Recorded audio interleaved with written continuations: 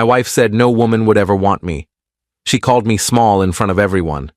I didn't react. I said, "All right." I adjusted my watch. I walked out calmly. But she wasn't expecting who was waiting. I'm 36. I've been married for 8 years. I thought I had a decent life. Not perfect, but stable. I worked hard, came home every night, paid the bills without complaint. My wife had her career, I had mine. We had a routine. Looking back now, I realize routine isn't the same as happiness. But I didn't see it then. We were at her company's annual dinner last Friday night. One of those corporate events where everyone pretends to enjoy rubber chicken and cheap wine while networking.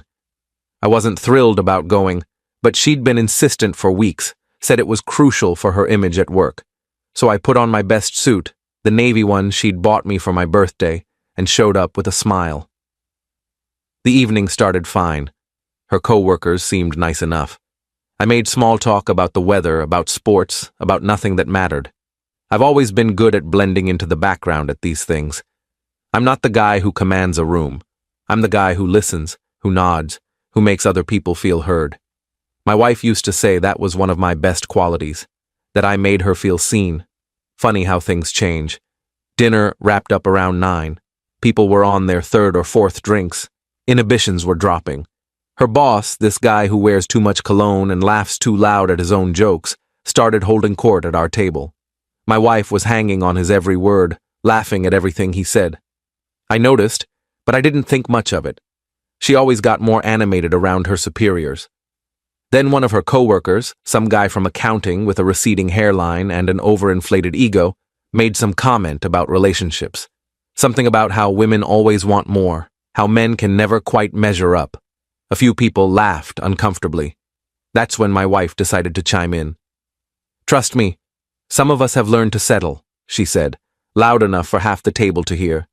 No woman would ever actually want him if she knew what she was getting. The conversation didn't stop completely, but it stumbled. People suddenly became very interested in their drinks, in the centerpieces, in anything but looking at me. I turned to her slowly. She was smiling, not a nervous smile, not an oops, did I say that out loud smile, a deliberate, cruel smile. The accounting guy, to his credit, tried to deflect. "Come on, that's a bit harsh, don't you think?" She waved him off. "I'm just being honest. I mean, look at him. He's small, in every way that matters, if you know what I mean." She actually winked when she said it. Several people gasped. A few laughed nervously. Her boss looked like he'd just won the lottery, grinning from ear to ear like this was the most entertaining thing he'd seen all year. I felt every eye at that table on me. Some people looked embarrassed for me. Others looked curious, waiting to see if I'd make a scene. My wife just kept smiling, like she'd said something clever. I didn't yell. I didn't stand up and defend myself. I didn't throw my drink in her face, though I'll admit the thought crossed my mind. I just looked at her for a long, quiet moment. Then I said one word. "All right." I reached down and adjusted my watch, a nervous habit I've had since college. Then I pushed my chair back, stood up, and walked out of that restaurant. I didn't rush. I didn't storm off.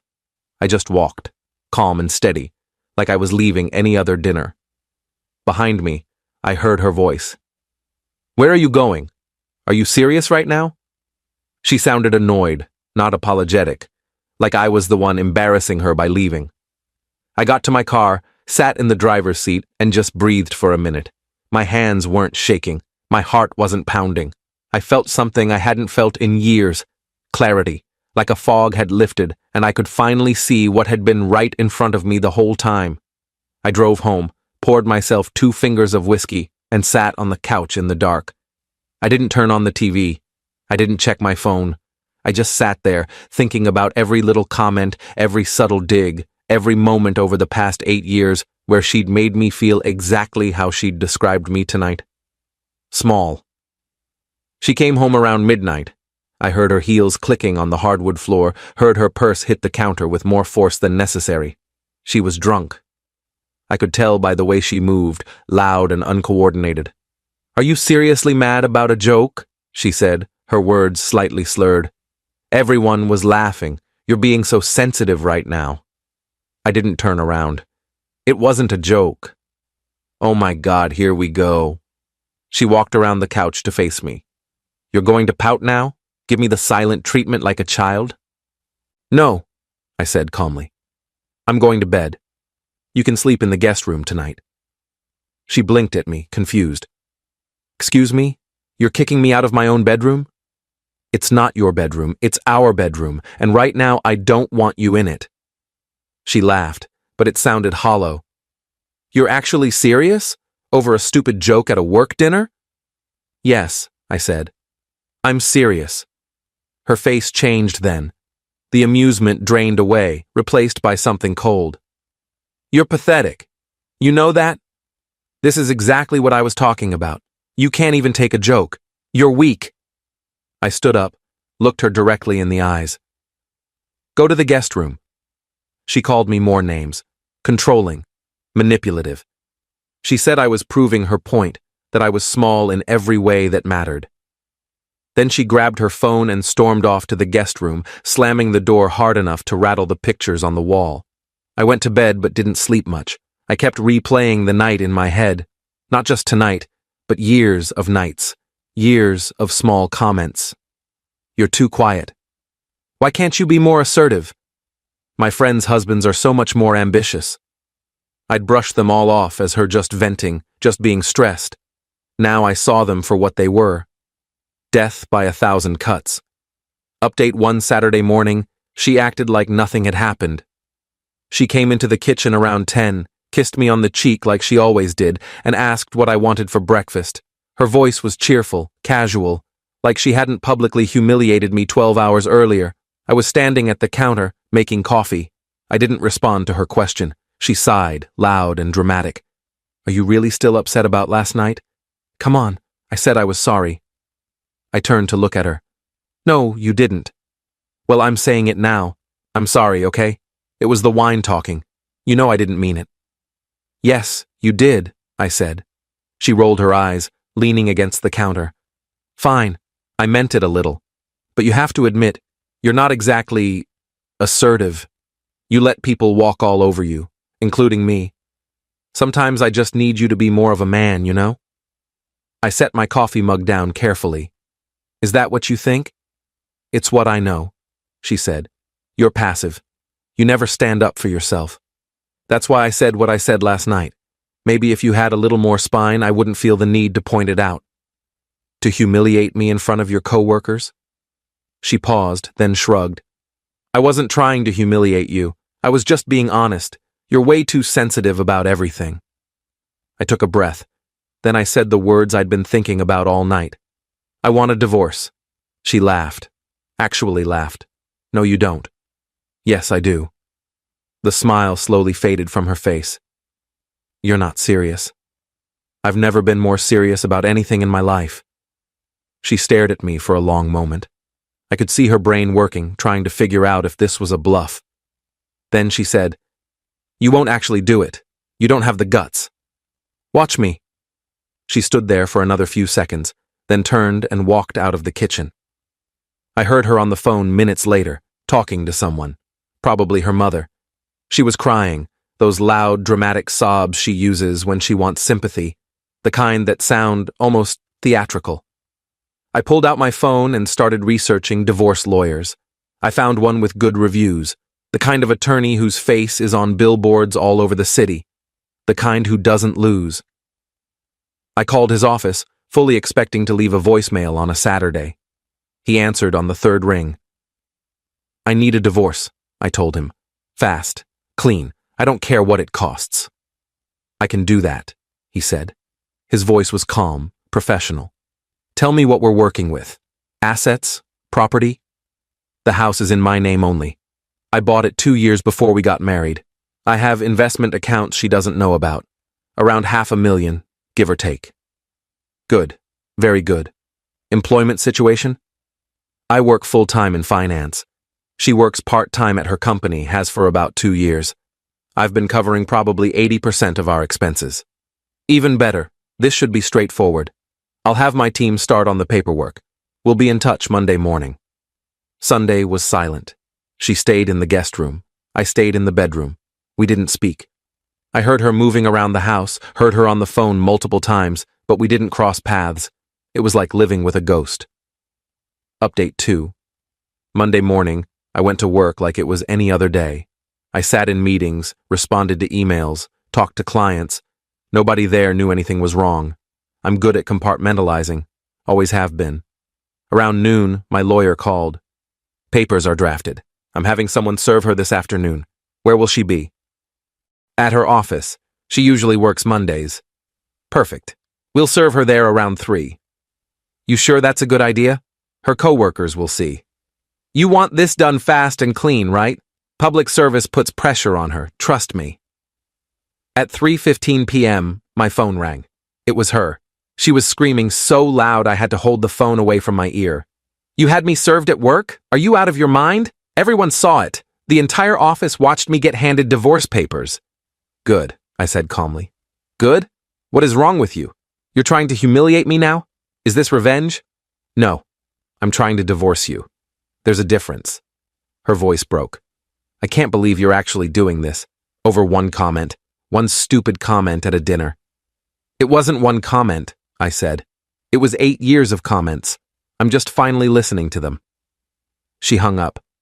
That evening around 6, she showed up at the house with her mother in tow. Her mother has despised me from day one. She's always thought I wasn't good enough for her daughter, not successful enough, not exciting enough, not whatever enough. She walked into my house like she owned the place. You need to stop this nonsense immediately, her mother said, not even bothering with a greeting. You're being childish and vindictive. She made a mistake. Everyone makes mistakes. She's made a lot of mistakes, I said. I'm done forgiving them. You're going to destroy her reputation. Everyone at her company is talking about this. You're ruining her career over your fragile ego. That's not my problem anymore. Her mother's face went red. You're a pathetic little man. No wonder she said what she said. You're nothing. You've always been nothing. My daughter could have done so much better. I smiled at her. Actually smiled. And yet, I'm the one who owns this house. I'm the one with the money. I'm the one with the lawyer who charges more per hour than you probably make in a week. So if I'm nothing, what does that make you? She opened her mouth, closed it, opened it again. No words came out. My wife was crying in the corner, mascara running down her face. Her mother grabbed her arm and they left without another word. Update 3. The next 3 weeks were a masterclass in psychological warfare. My wife tried everything in the playbook. First came the apologies. Long, tearful phone calls where she swore she'd never meant any of it, that she loved me, that she'd do anything to fix this. I didn't answer most of them. The ones I did answer, I kept short. Talked to my lawyer. Then came the threats. She'd take me for everything I had. She'd tell everyone what a terrible husband I'd been. She'd make sure I never saw a cent of my money. Her lawyer apparently informed her that none of those things were legally possible, so that phase didn't last long. Then she started showing up at my office. First time she was calm, asking to talk. I had her escorted out by security. Second time, she was crying, begging. Security again. Third time, she was screaming in the lobby about what a monster I was. Security called the police. She didn't come back after that. Her coworkers started reaching out to me on social media. Apparently, she'd been spinning quite a story at work.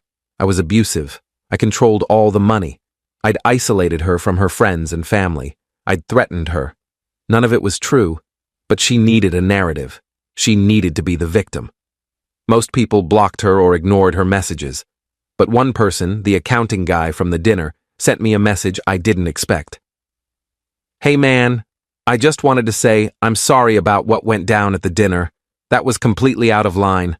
Also, I don't know if this matters to you now, but I think you should know something. She's been seeing someone from work. Has been for at least 3 or 4 months that I know of. Thought you deserved to know.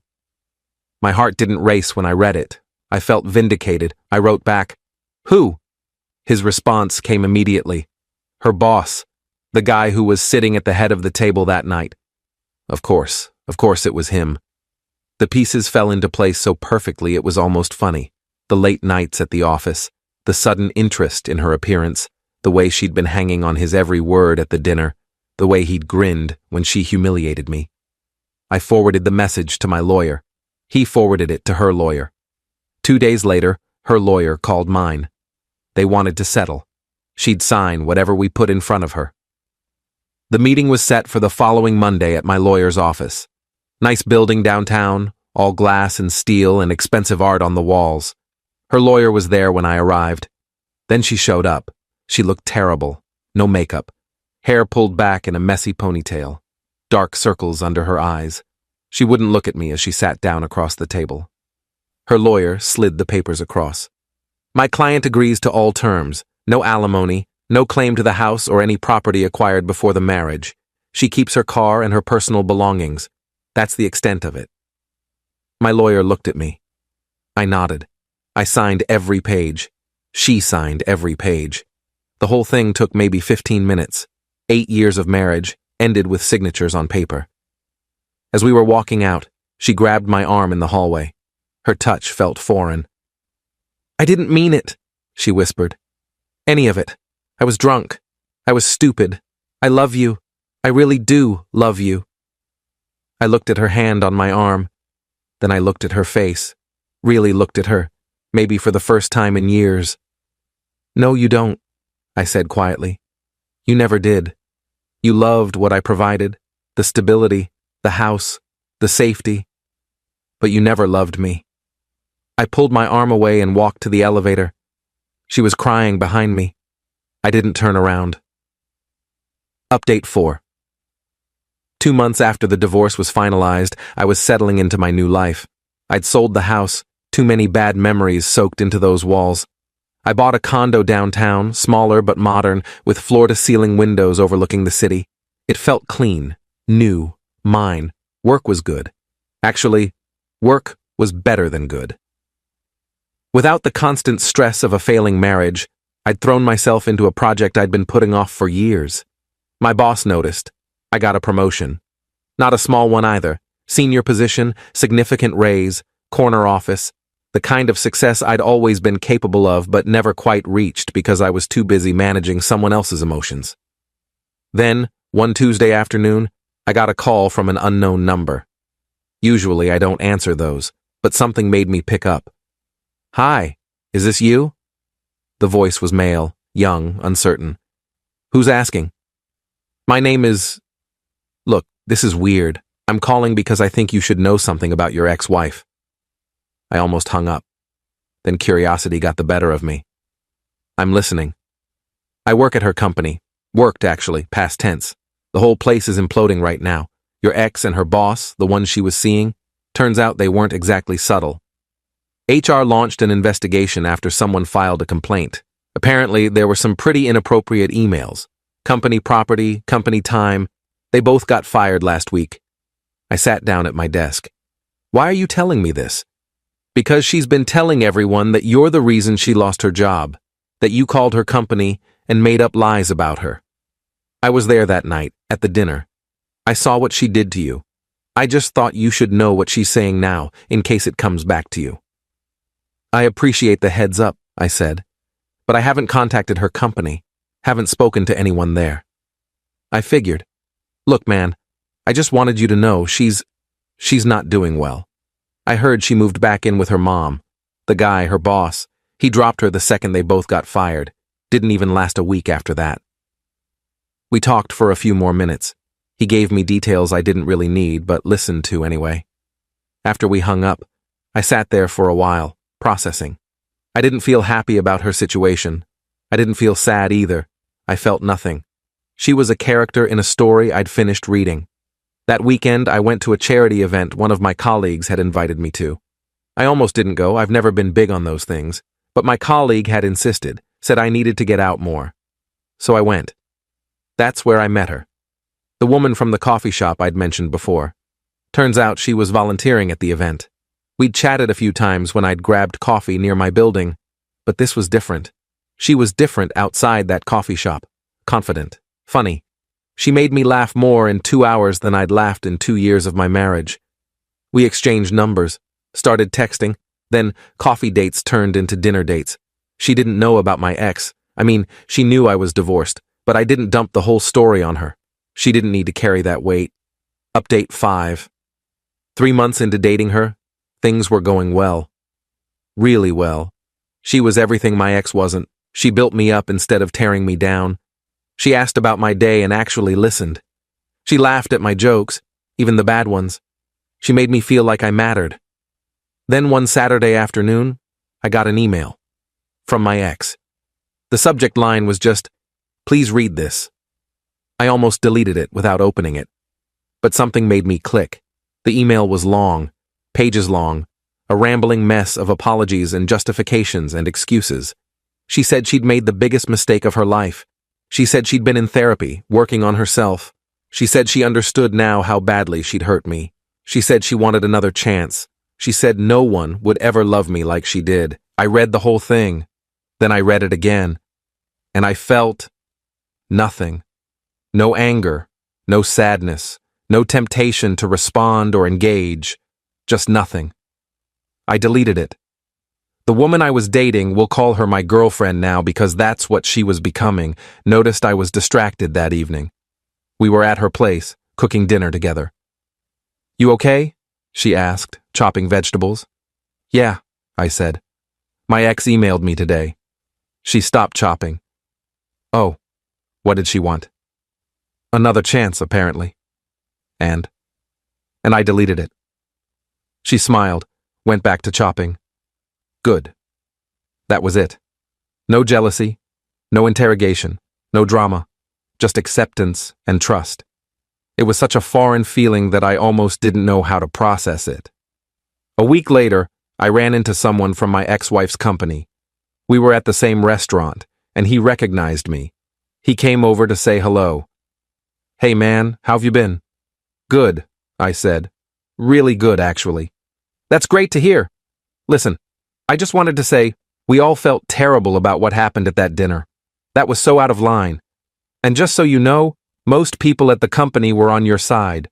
We thought what she did was inexcusable." "I appreciate that."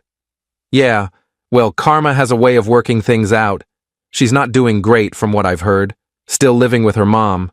Can't find work. Put you down as a reference on a job application, can you believe that? Obviously, that didn't go well for her when they actually called you." "They didn't call me," I said. "Oh, well, maybe they will. Just thought you should know." We chatted for a few more minutes, then he went back to his table. My girlfriend asked what that was about. I gave her the short version. She squeezed my hand. "You know what I love about you?" she said. "What?" "You don't talk about her, you don't obsess, you don't let her live in your head, you just moved on. That takes strength." I'd never thought about it that way, but she was right. I had moved on, completely. My ex was a closed chapter, not because I'd forgiven her, I'm not sure I have, but because I'd simply stopped caring. She didn't matter anymore. Final update. It's been 6 months since everything fell apart. 6 months since that dinner. The divorce has been finalized for 4 months now. I'm in a completely different place, literally and figuratively. I'm still in my downtown condo, still at the same company, but in that new senior position that challenges me every day. My girlfriend and I are still together. We're taking things slow, which feels right. No rush, no pressure. Just two people enjoying each other's company. Last month, I heard through the grapevine that my ex got engaged. To some guy she met at a bar, apparently. 3 months of dating and they're engaged. Her mother is thrilled, from what I've been told. I guess she finally found someone who meets her standards. When I heard the news, my girlfriend was worried I'd be upset. I wasn't. I genuinely wished my ex well, not because I'm some saint, but because her being happy somewhere else means she'll finally stop trying to worm her way back into my life. I saw her once, about a month ago, completely by accident. I was at a restaurant with my girlfriend, and my ex walked in with her fiancé. We made eye contact for maybe 2 seconds. She looked like she wanted to come over. I looked away and kept talking to my girlfriend like nothing had happened.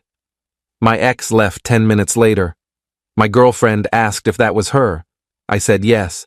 She asked if I was okay. I said yes. And I meant it. People ask me sometimes if I'm angry about what happened. About the 8 years I wasted on someone who treated me like I was disposable. I'm not angry. Anger requires investment. Anger means you still care. I don't care anymore. She's just someone I used to know. Here's what I learned from all of this. When someone shows you who they really are, believe them. Don't wait for a second demonstration. Don't make excuses.